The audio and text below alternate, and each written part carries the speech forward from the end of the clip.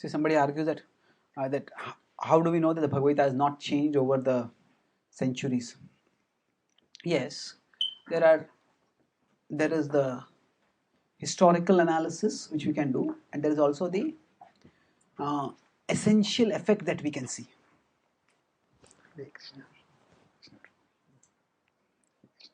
So, the historical analysis means that if we consider Shankaracharya's commentary on the Gita, Shankaracharya was around 6th-7th century. It's almost 1500 years ago. So generally speaking, there is a possibility of interpolation in books. Something may be added, something may be removed.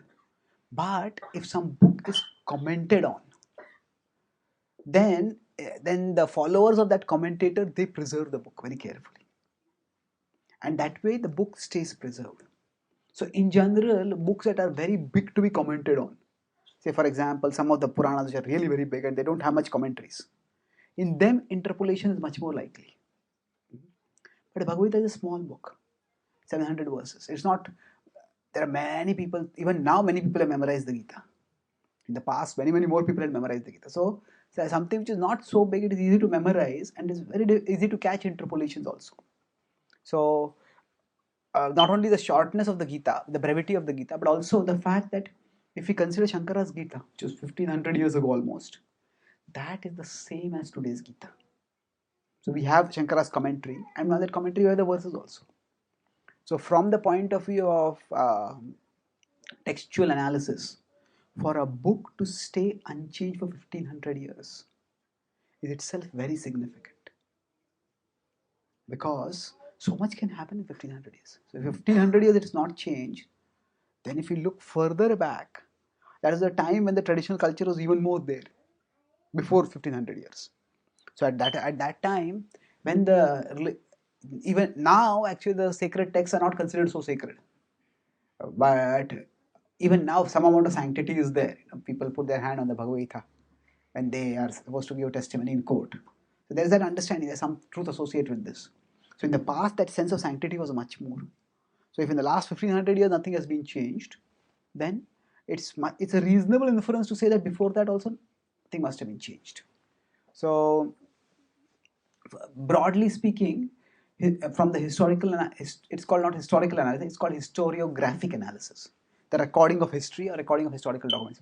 From the point of historiographical analysis, the Gita is a very stable text. That's one point. But along with that, from the point of view of the essential effect,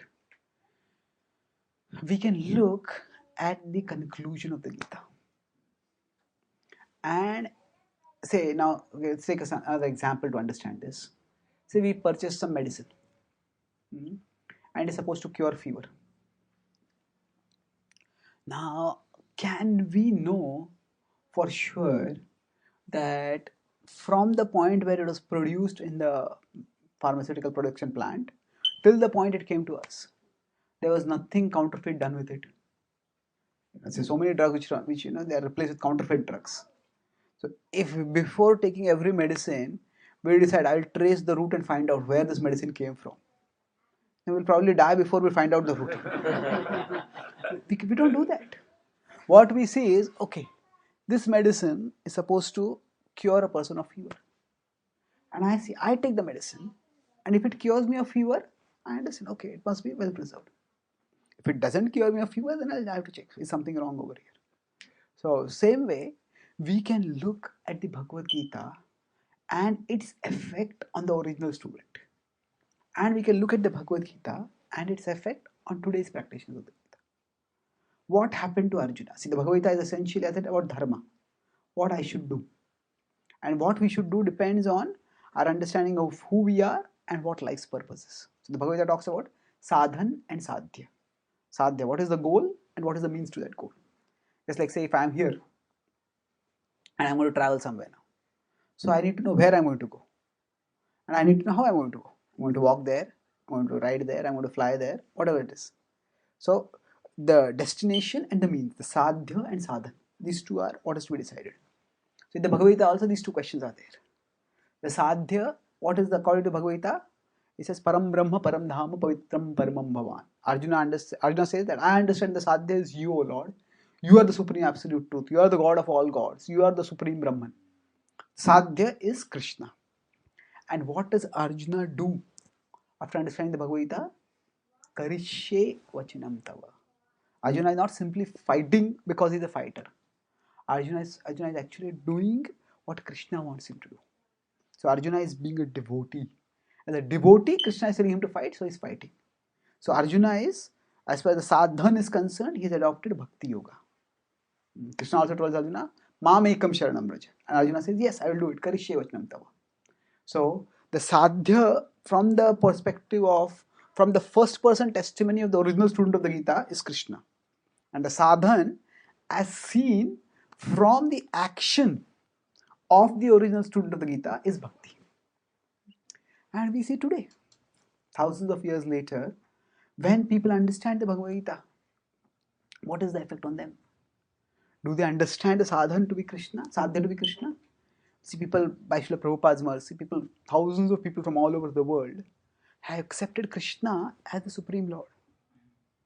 And they have accepted Krishna as a sadhya. And then, what about the sadhan? They started practicing Bhakti Yoga. So same, if given up everything else, all the other conceptions of what they are meant to do, started practicing Bhakti Yoga. The same effect that was there in Arjuna, the original student of the Gita, it's the same effect we see today. So we can go into historical analysis if that is our interest, but that is a historiographic analysis if that is our interest. But that is a long, laborious process, and even from that process also, the Gita is a remarkably stable text. A stable text, but more important from the point of view of essential effect. The Gita, our purpose is not just to have the literal text of the Gita. We want to have the literal text of the Gita, but the Gita is a guide for living primarily. And how it guided the original student of the Gita, if today it is able to guide us also, then that means the essential effect of the Gita is being achieved. That's how we can understand that the Gita's essential message is available today for us the same way as it was available for its original student. Okay? Hare Krishna. Yes, bro.